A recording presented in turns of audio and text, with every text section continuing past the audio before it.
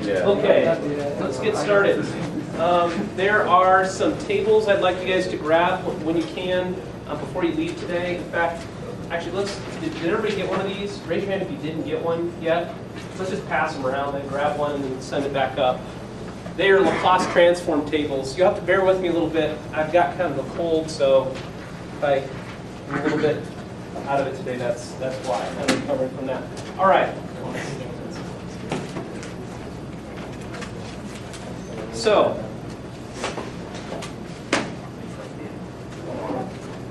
boy, somebody got our chalk today. Use some stubby chalk.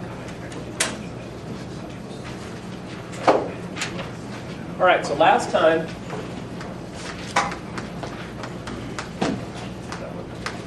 we talked about steady heat conduction.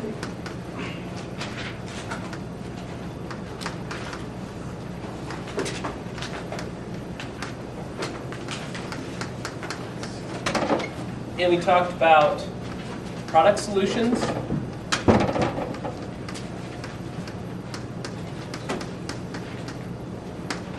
And we practiced separation of variables.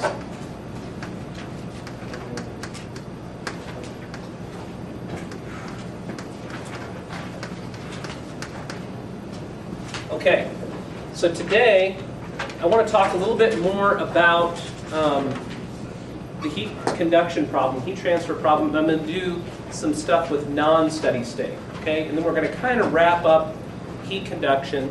Let's talk about kind of what's coming on. We've got a quiz coming up, and that is going to be on.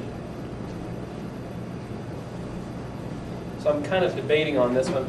We could do the quiz. The quiz is going to be on Fourier series.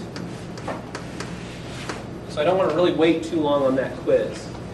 The options for the quiz, I'm thinking the 19th. I know people have a lot of stuff coming up because it's getting kind of close to the end of the semester. The other option is the 24th.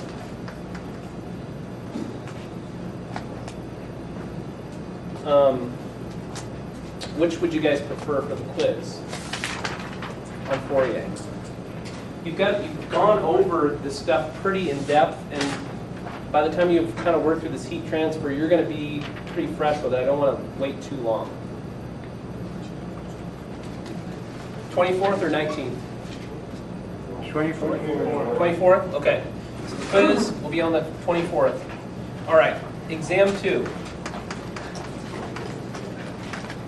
Okay, which is our last exam. It's going to be on May 1st then.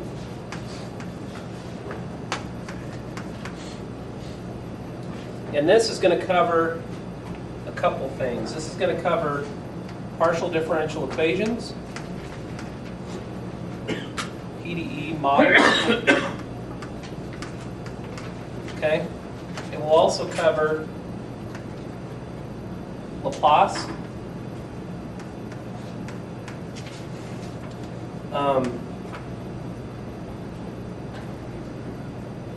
And Fourier. Transforms.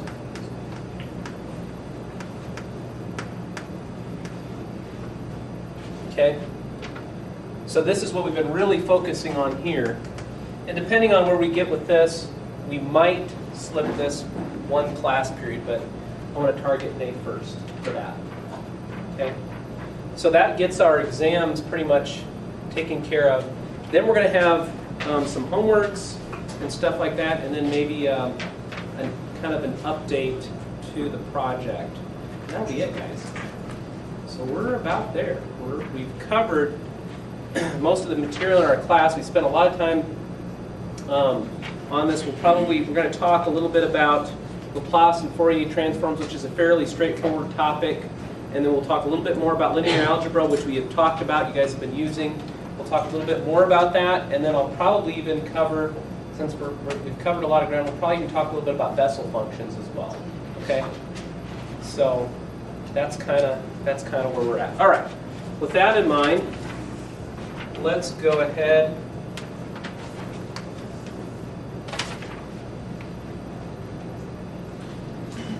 so last time, one of the things that we talked about, okay, is I said that if we had something like this, f of y equaling to the summation n equals 1 to infinity of b sub n sine n pi y over b dy, or sorry, no dy for that. That looks like a Fourier, that is a Fourier sine series. I just want to kind of review this once more to make sure you guys have this, okay? So in our case last time, I think this was called e sub n, but it's some arbitrary constant. And we broke this up and we said that for a Fourier series, the general form is a sub 0 plus summation n equals to 1 to infinity a sub n sine n pi y over b, okay, in this case, because b is the one we're looking at, plus b sub n cosine, oh, I have this backwards, sorry, cosine, sine, b sub n, sine n pi y over b, okay? All right, so what we said here is we've got just this sine term, and so that's what we had in our heat transfer problem, okay? All right, so to find this coefficient, we just use our standard equation for finding b sub n, okay? In this case, we can use 2 over the period, 0 to b, or we could use d plus 2l if we wanted, okay? Same thing, f of y sine n pi y over b dy, okay? So that's how we solve for our b sub n. So let's go ahead and do that.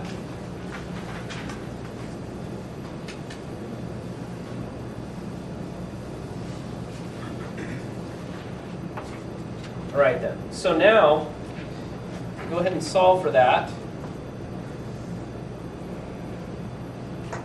Integrating, we have 2 minus 2 over b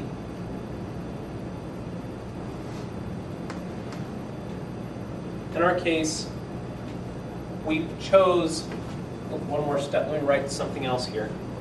We had f of y equal to T sub 0. We had a constant temperature is what we had. So if you remember our square plate, okay, what we're saying is we've got a constant temperature profile, T sub 0 over here, T equals 0 over here, T equals 0 over here, T equals 0 over there. Okay? X and y axes. Okay? So in this case, we said y equals t0, so we're going to go ahead, or a function of y equals t0, so we're going to go ahead and substitute that in. So, let me actually do one more step here before I write this down. Okay? So we'll go ahead and write out all the steps. B sub n equals to 2 over b integral 0 to b function of y, which is now t0, okay, sine n pi y over b dy, okay? So integrating, we get negative 2 over b, okay, t0 times t0b over n pi, okay, times cosine n pi y over b, so pi y over b. Okay, and our limits are from 0 to b. Really use another piece of chalk.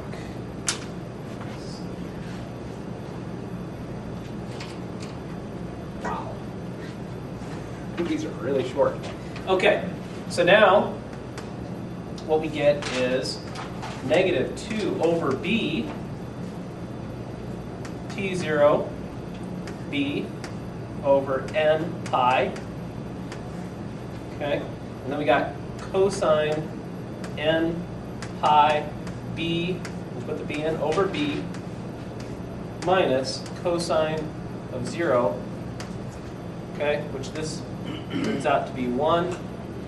So then we just have minus 2 t0 over n pi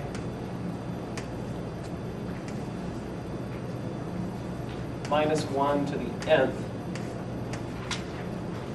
minus 1. Okay, and that's what we've got. Okay, so that's our b sub n term now.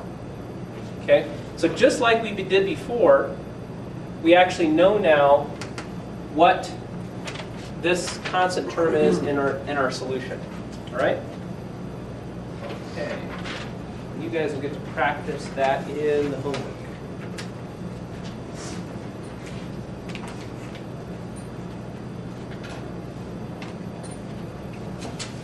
So that's how we're using Fourier to help us to find our solution. Does everybody understand what we did there? Okay, all right. All right.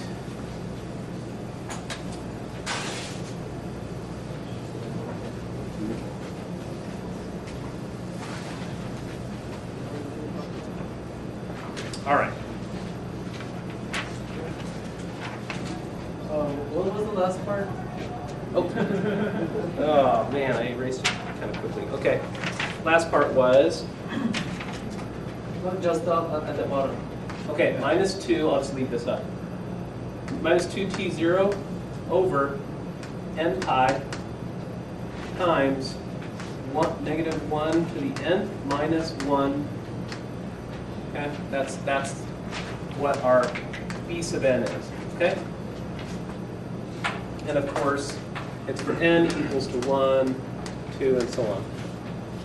All right. So there's that part. I want to say a few things about odd and even functions because you may run into this later. So the sine term we just looked at, sine terms,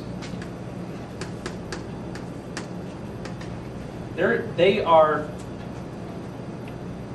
okay, the sine terms in a Fourier series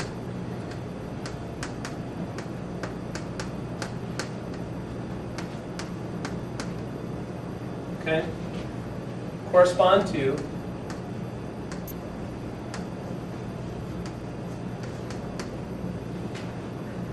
odd functions. Odd functions. Okay? I'll just circle this. Odd functions, okay? Cosine terms.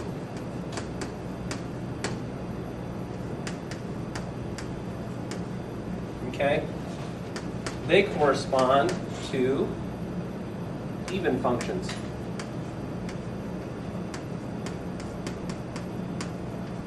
Okay? And actually it turns out that the constant terms, the constant term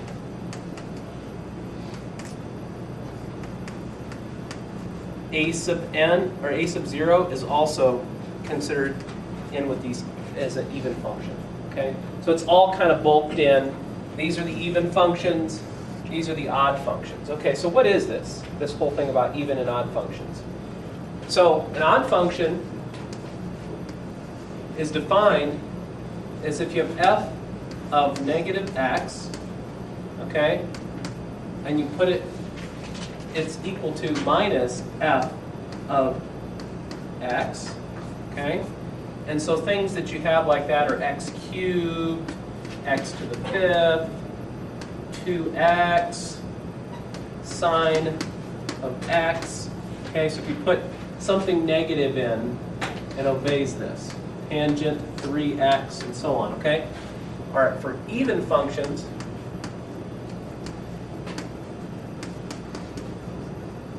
you get f of minus x equaling to f of x. Okay, so for that you got like x to the fourth, 2x to the sixth, cosine of x, e to the x plus e to the minus x. Okay, functions like that. Okay, and typically you can tell because if you look at the functions,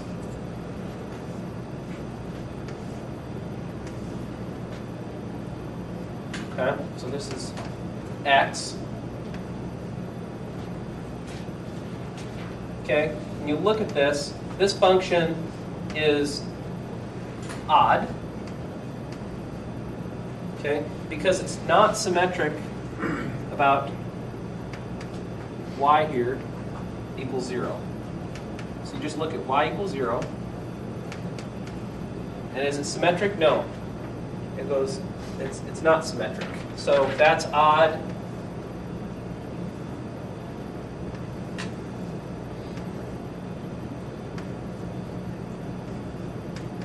That's odd, and so on, okay? And an even function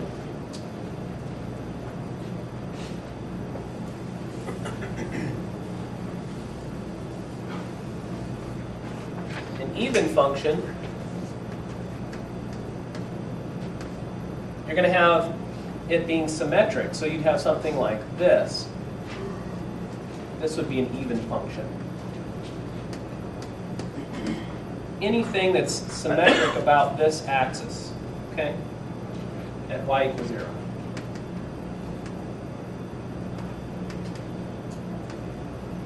Okay, that's what I need to say about that for now. All right.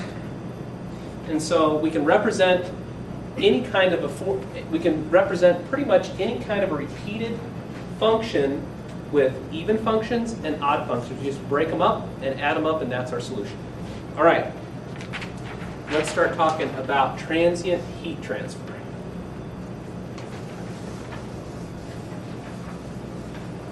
So what we did is we had the odd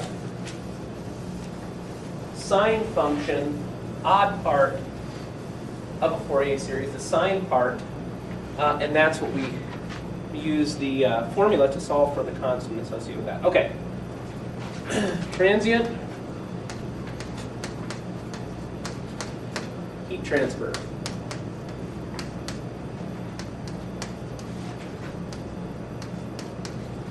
We're keeping on this track with heat transfer for a little bit. Okay, so let's kind of talk about where we've been. Okay, so first we introduced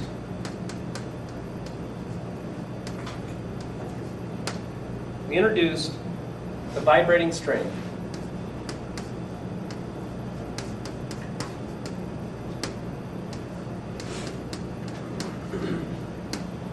Cable problem. Vibrating string or cable problem. Okay, that chalk is dead. Let's see if we can find another one. And for that, we had the second derivative of deflection and with respect to x, okay, equaling to density, second derivative of deflection with respect to time. Okay, if you recall, this was the one-dimensional problem that we looked at, and we said before we could write this in vector notation as del, okay, of v equals to rho del of time. Okay. I'm sorry. This one is del of, okay, partial with respect to time. Okay? All right, but so in this case, we said that our solution, okay, for this problem from our cheat sheet was v of x and t equals to phi x and y here of t. So we have a product solution, and we said that we had omega n equaling to n pi over L square root t over rho, and we had phi n of x equaling to a sub n sine n pi x over L. Okay, so that was our solution there for that. Okay, then we introduced general form of Laplace's equation for heat transfer, which was Laplace's equation. We had del squared of some function, we'll call it t, equals 0, okay, which was partial derivative with respect to x plus partial with respect to y plus partial with respect to z equals to 0. Okay?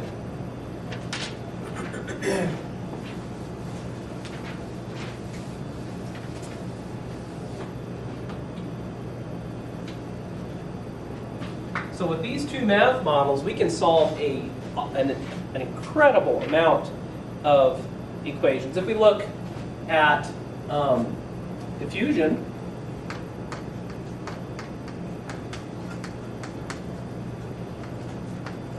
the diffusion equation, math model,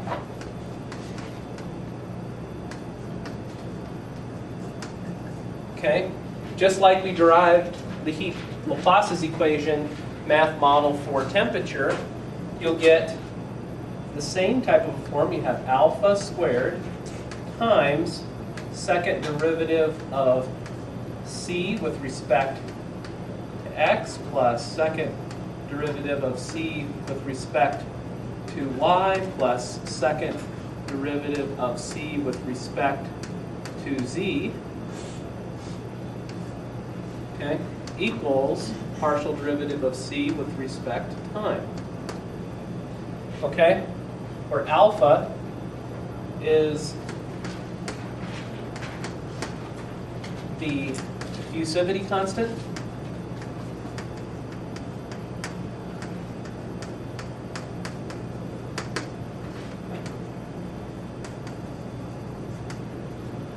and C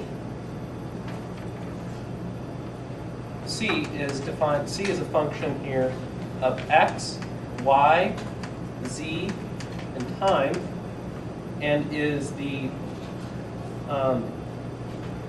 concentration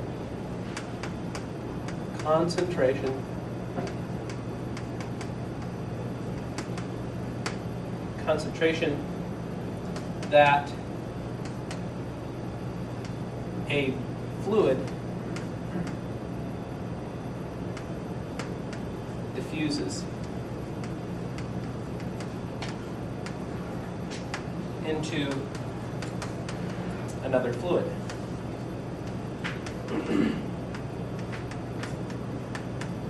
Okay, so this would be used a whole lot in chemical spills, that kind of thing. What we can see here is all these equations are really pretty much the same. Okay, there's number 3. Okay, okay. Now, erase something.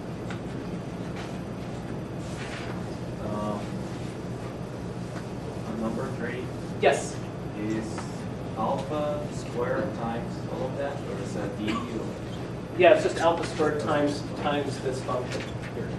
You could also write this as this internal term right here. We could write this as, let me put it right here.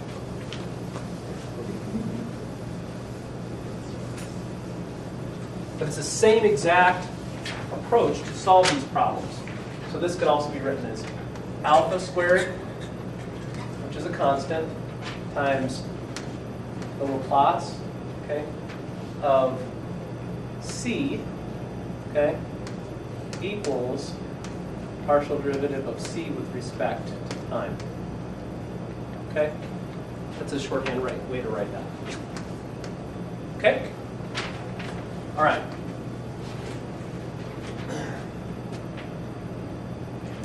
So that's kind of where we were. Okay? Then we derived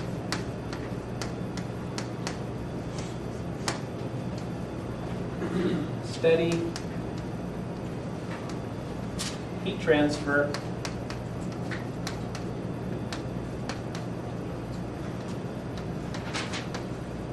okay, using heat flow, a heat balance.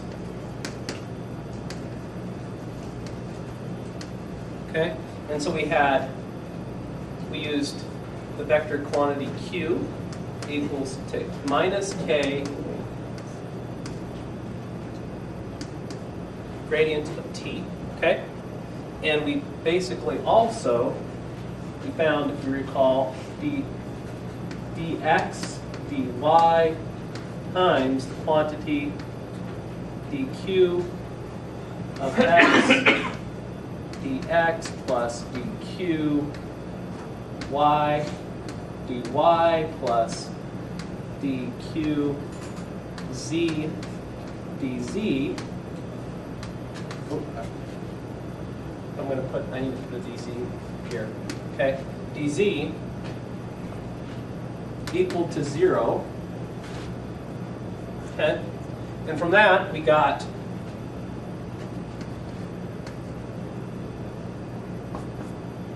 minus k. Hold on, let me write one more step. From that we got partial of q with respect, I'll just write it all out. These are arbitrary, so these go away. So then you just get partial of q with respect to x plus partial of q with respect to y plus partial q with respect to z equaling to 0, or del q equals 0. Okay? And then when we substituted in q, what the value of q is, we got minus k del squared t equals to 0. Okay? We substituted in this equation in here. All right. So now we're going to go to unsteady case.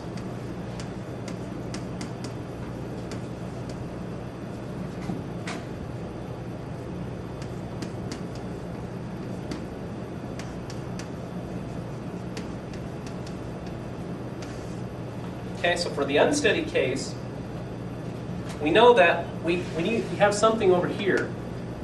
So we have a left-hand side and a right-hand side.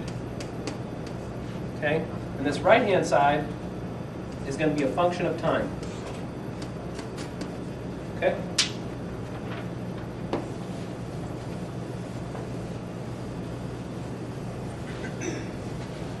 So we got a function of time on the other side. So it's going to be kind of looking like our vibrating cable problem, right? Because it had a function of time on the other side.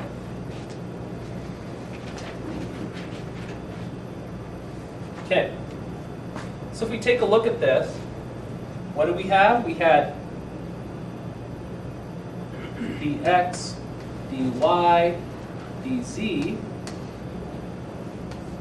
times K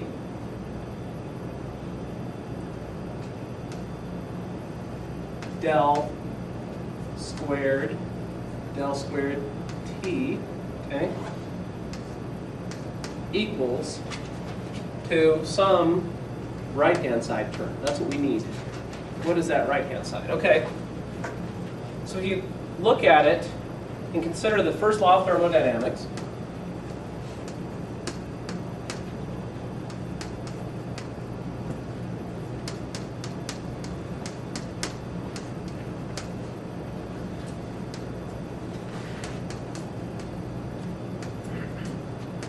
we have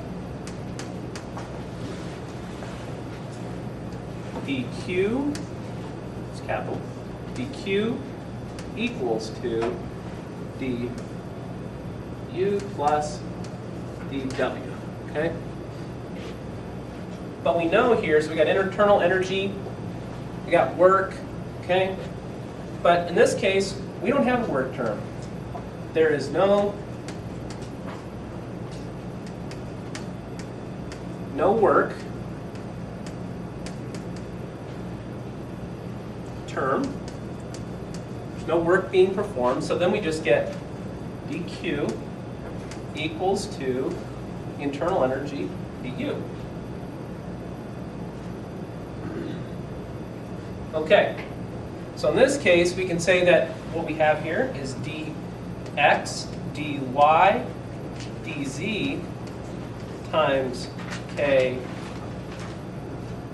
del squared t is going to equal to some kind of internal work term, but we're going to take it with respect to time. So we got let me take one more step before we write this out, okay?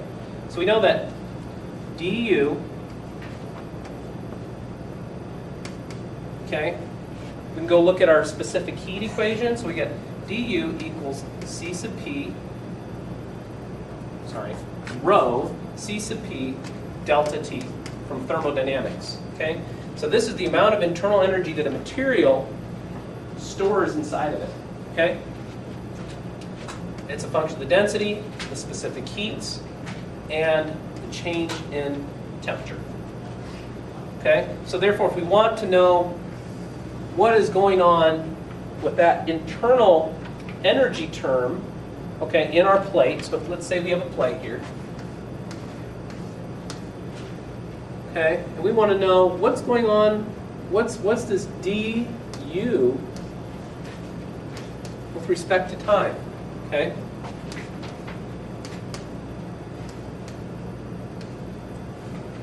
Because we know what's going in and out of the boundary, that's captured here. But we need to have a time-based term for accumulation of energy inside of that plate. So we know how the internal energy is stored inside of there, and we can basically just look at the time rate of change of that. So if we did du, and my chalk is really low. Okay, du dt equals rho C sub P change in temperature with respect to time. Okay, so now we're looking pretty good. So now we can put this term in. So we can put this term in. It's got the same units. We got du dt times dx dy. Probably not space here. dx. Here's what I'm going to do. We'll write dv. Change with respect to volume. dx, dy, dz. And I'll rewrite it up here.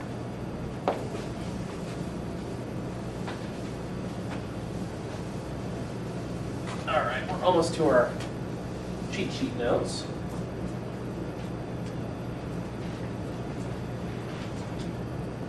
Okay, so what we got here is dx, dy, dz times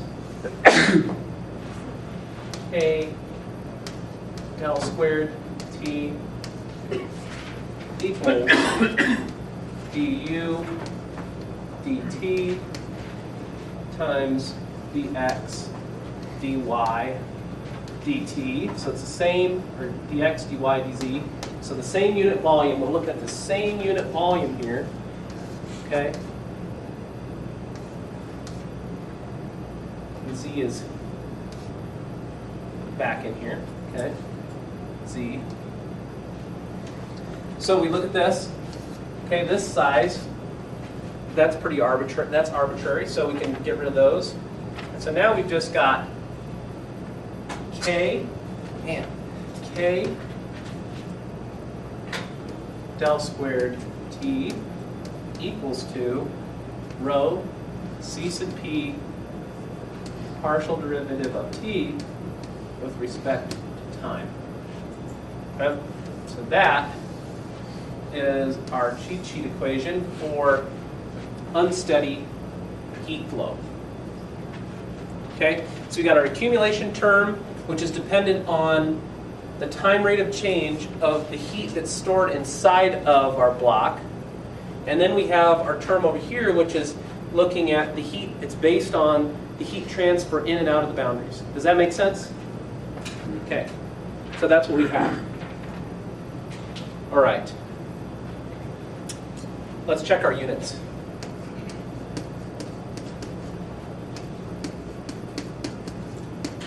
Okay, so we got K has units of watts per meter Kelvin. Okay, density is in units of kilograms per meters cubed. And what else we got here? C sub P, that has units of joules per kilogram Kelvin.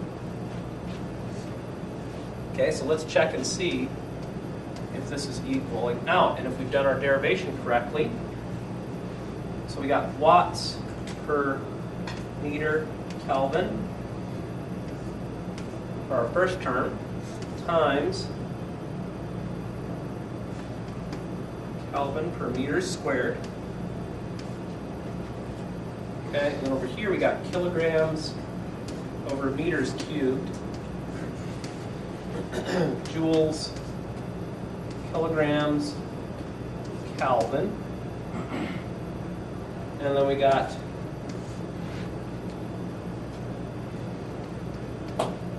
Kelvin second. Okay, we know that a watt equals to a joule per second. So let's see. Got watts, Kelvin goes away, watts per meter cubed. And over here we've got joules, seconds, watts. That's a watt. These cancel out. Kilogram cancels out. Watt per meter cubed. Okay, so it works. So our units are correct. All right. So let's go actually do an engineering problem now.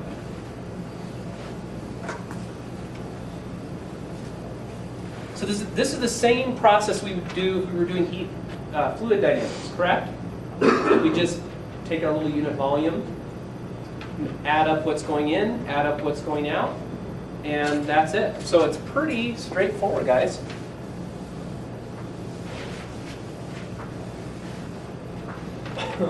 I know everybody wants to make it so you cry when you do this stuff, but it's really not that terrible if you understand kind of what's going on. All right? Same for mechanics of materials and elasticity. We just look at one little volume, look at what's going on with it, and add it up, and there we go. All right, so here we go. So we have, we just come up with, we just derived, second derivative of temperature. We're going to do a one-dimensional problem to start with. Rho C sub P delta T with respect to time. Okay? So this is a 1D. This is our 1D problem. Okay, that's what we're going to start with. So there is our engineering model. Okay, we know that our our solution from our cheat sheet is a product solution. X, we got t in this one, equals to 5 of x, y of t. Okay?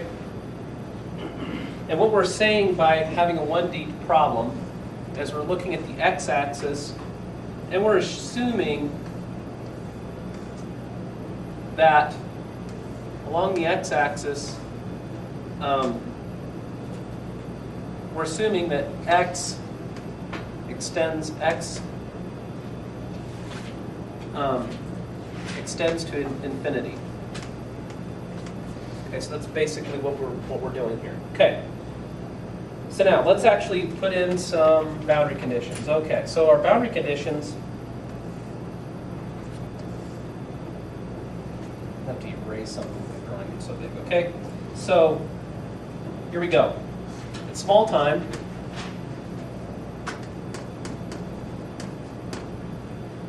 So here's my two plates. Here's 0. Here's A. 0 and A. Okay. So I'm going along here, along X.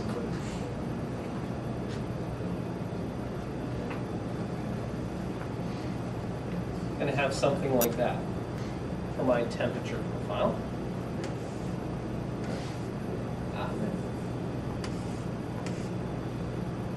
Here's for medium time.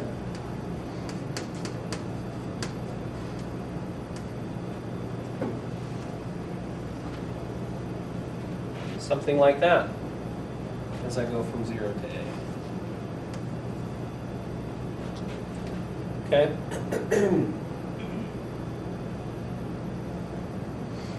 And for infinite time,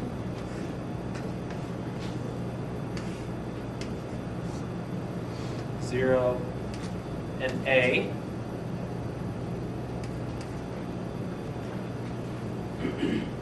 Plug that in. Okay. 0 to A. So this is at time equals to infinity. I'm going to have the steady state case like that. Okay? So if we put these in, we've got t of x and infinity equals to t0.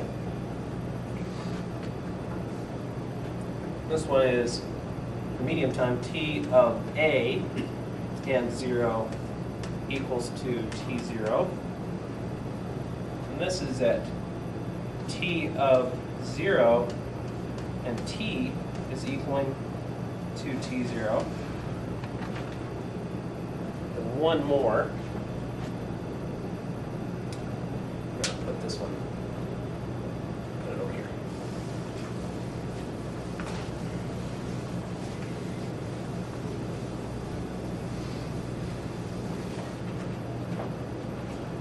All right.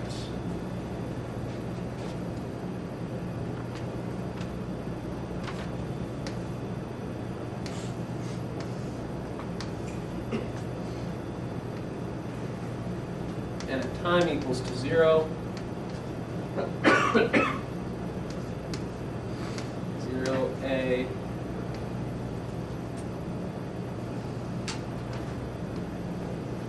it's going to look something like that. All right.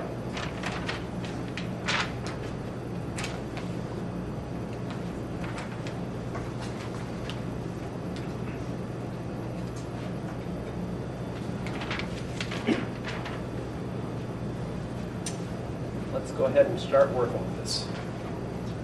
So let's take our equation here.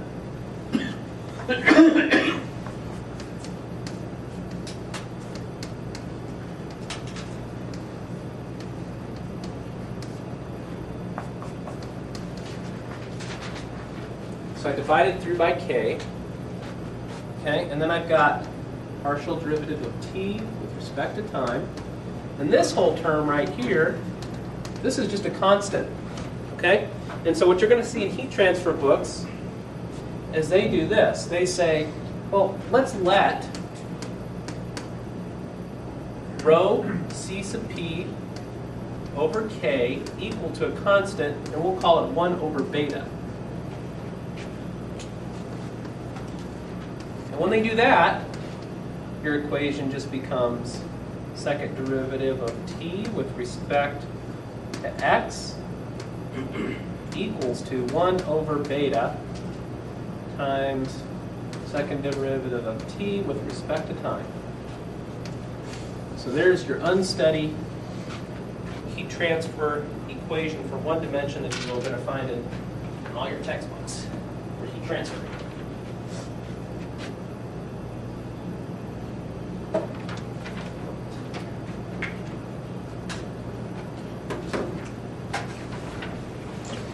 Okay, and solve this now. So we're going to put in our product solution, t of x and t equals to phi of x, y of t. Plug this thing in here, we're going to get phi double primed over phi is 1 over beta y dot over y. And we're going to let that equal to negative lambda squared. Okay? Why do we select this to be negative lambda squared? This is to produce exponential decay rather than growth. RD. Than growth.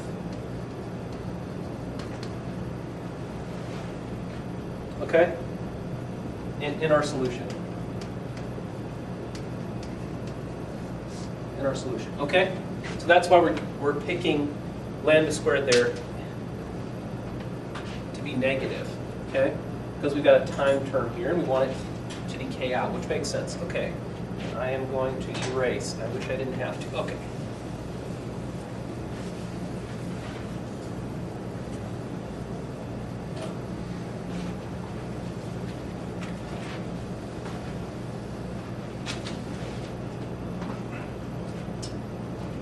All right, so far is everybody okay? Up to here? Yeah. All right, so here we go.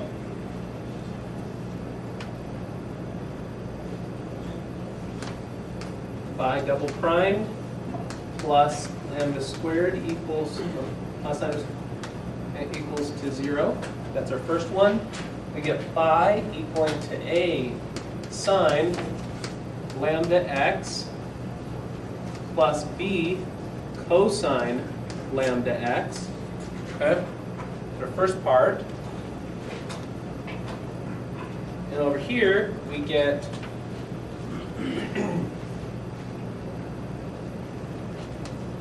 y dot plus lambda squared beta y equals to 0.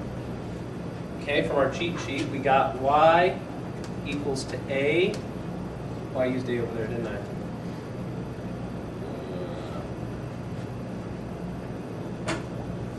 Let me change this so I don't have a problem here.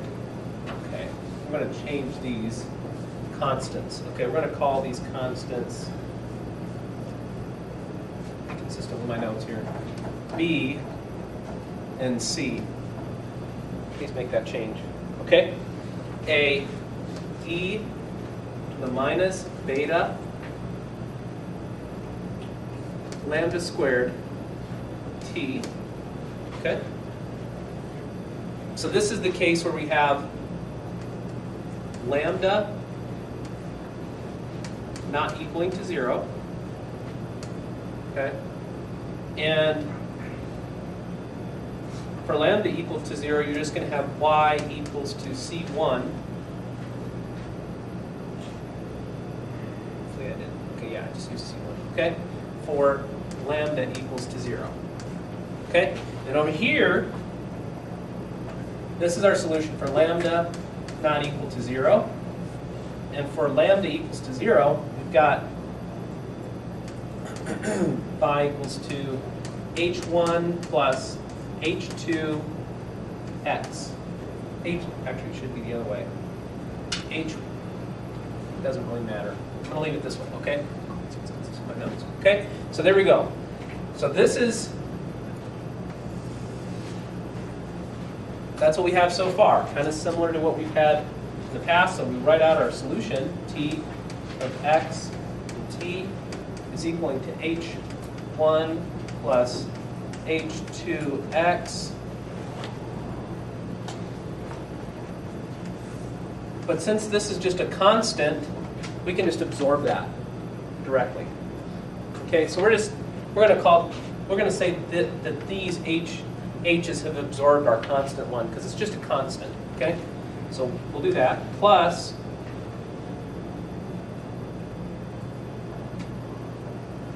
a e to the minus beta lambda squared t times b sine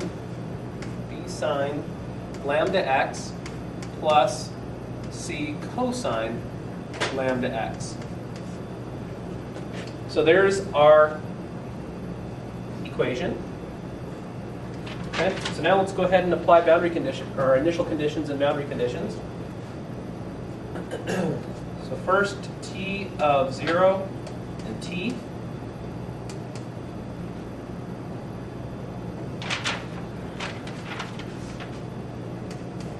Equals to t0 before. And we got h1. So for x equals to 0, this term goes away, so we just got h1 plus e to the minus beta lambda squared t. Oh, it's hurting my fingers so bad.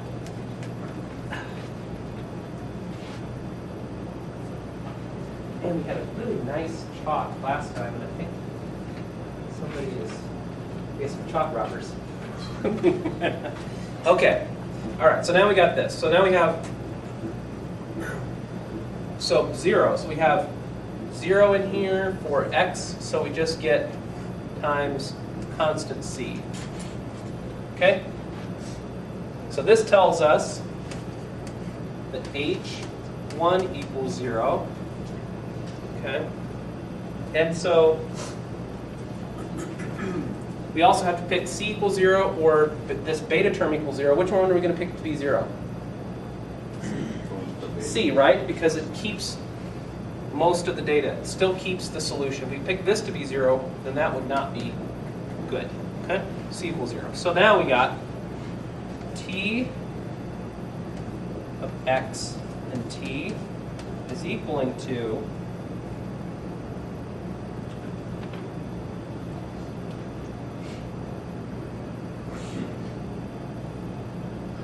hold on just a second. Oops, I made a mistake here. H1 is not 0. You see why H1 is not 0? H1 is not 0. Okay? So this whole thing has to equal to T0, not 0. Okay? All right. What happened with that E?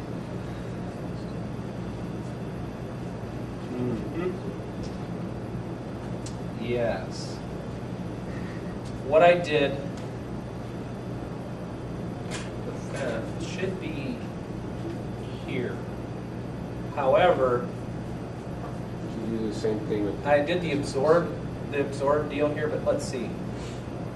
Let me go back one step. I want to add another step in here, okay? Sorry to mess up your notes. It's very frustrating, I know. It's okay. Let's do one more step. Okay, so we had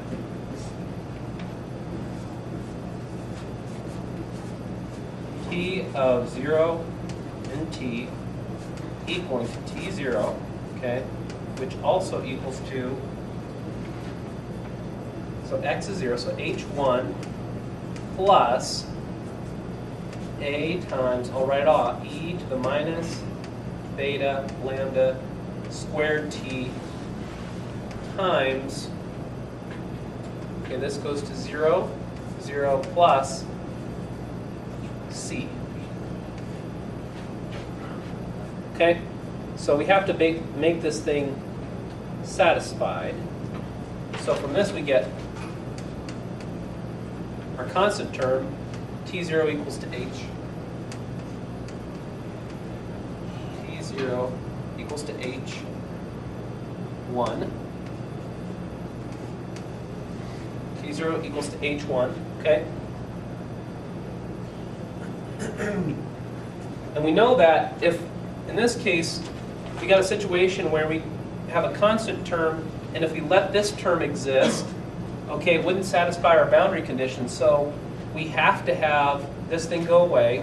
So we either pick this e term to go away for all time, or we pick the constant terms to go away from all time. So we got c times a, we can combine them together if we want, but we can just say c equals to 0, okay? So in that case, that makes that go away, and it matches our boundary conditions. We said t of 0, t equals to t0. So we're going to let h1 equal to t0. Okay, so now what we got is t, x, and t equals to t0 plus h2 x plus b e to the minus beta lambda squared t times the sine of lambda x. I should probably circle square this. Okay, that's c term. Okay, my c term, make cosine go away. Cosine go away. All right, so let's do our next step.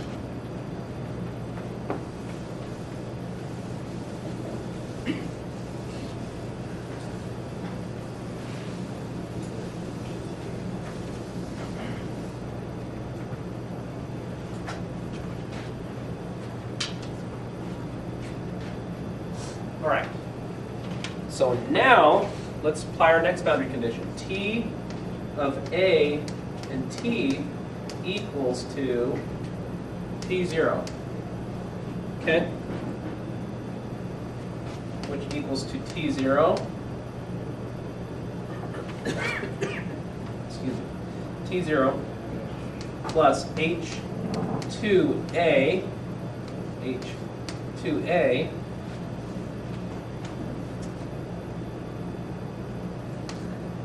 plus B E to the minus beta lambda squared T sine lambda A. Okay?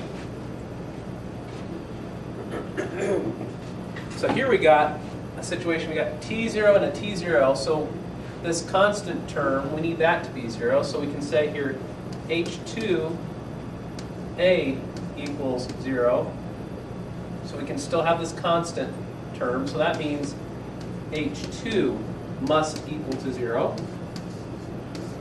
Okay? And then, from our second term, we either have to pick B equals 0, E, but if B is 0, that's going to make the sine term 0. Okay, B 0, E, the exponential 0 or sine 0, but we have lambda A, so we can say here that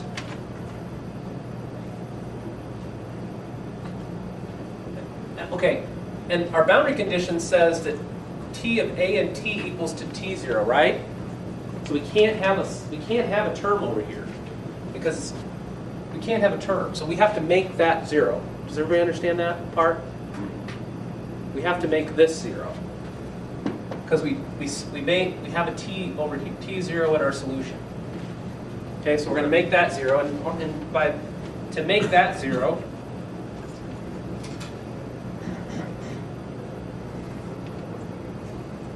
Sine lambda A from over there equals to 0 to retain the most information possible. Okay, pi over A. Okay, this is from the whole thing. Sine is 0 when n pi or lambda A equals to n pi. Okay, so you substitute that in. That makes this term go away and retains the most information possible. So now we've got T sub n, okay, of x and t is going to be equaling to t0 plus b sub n, okay, e to the minus beta lambda squared n t sine lambda n x. Okay, so that's where we got it. That's what we have down. Okay. All right. So that was our two boundary conditions. So, and this is where n equals to 1, 2, and so on. So our general solution, t of x and t, general, okay, is going to equal to t0 plus the summation n equals 1 to infinity b sub n e to the t times sine n pi x over a. That is our solution for non-steady one-dimensional heat transfer. Okay. So let's look at how we can check this. As t approaches infinity, we should have t0. So t approaches infinity, e to the minus infinity is 0. Okay, so that works. So that's good. Okay, so we know that that looks good. So here we go. So let's figure out what b sub n is. So that's kind of our general case. Let's find out what b sub n is. Oh boy. It's cold. Okay. Let's see where we're at.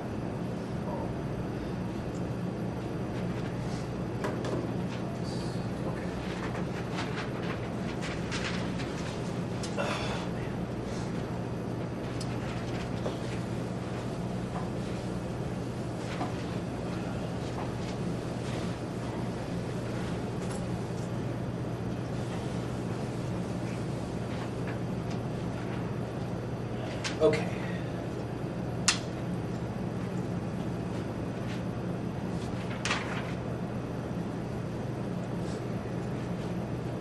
Okay. So to find b sub n,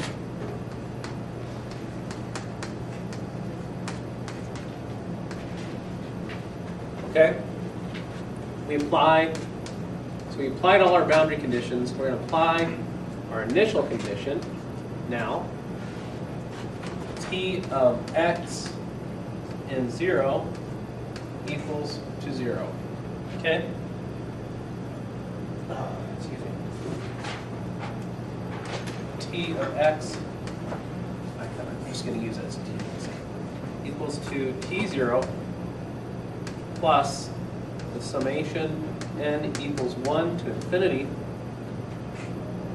b sub n sine n pi x over a. Okay? Because this exponential term, when time equals to 0, goes to 1. Okay? So now,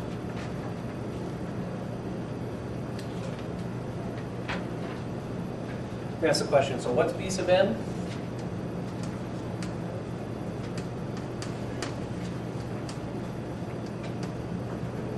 N. So now we got, rearranging this, we got t0, move it to the other side of the equation, we got negative t0 equals to summation n equals 1 to infinity b sub n sine n pi x over a. Okay. When we take a look at this, let's do a little plot here.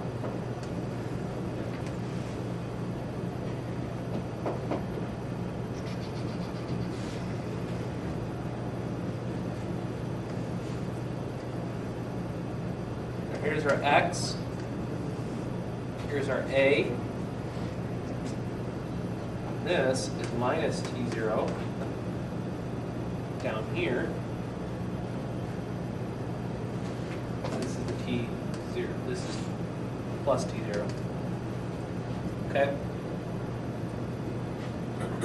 So when we take a look at this, we've got the same case. We've got b sub n, and we have something that's looking kind of like a Fourier again. So we can do this, b sub n equals to 1 over our period a, integrate from 0 to a, f of x sine n pi x over a dx.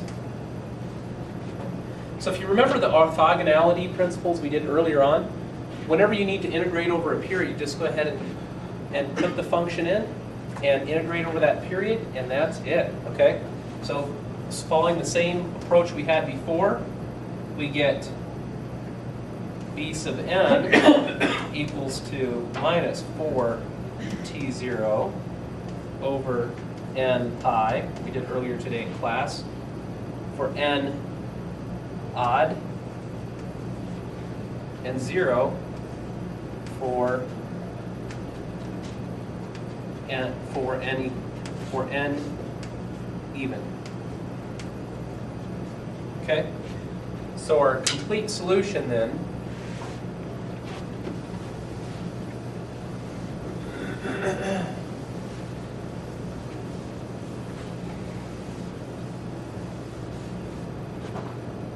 is going to be t of x and t, general solution, is going to equal to T0 minus the summation n to equal 1 to infinity for T0 over n pi e to the negative beta n pi over a quantity squared t times the sine of n pi x over a. Okay? So that is our solution. Let's see where we're at here.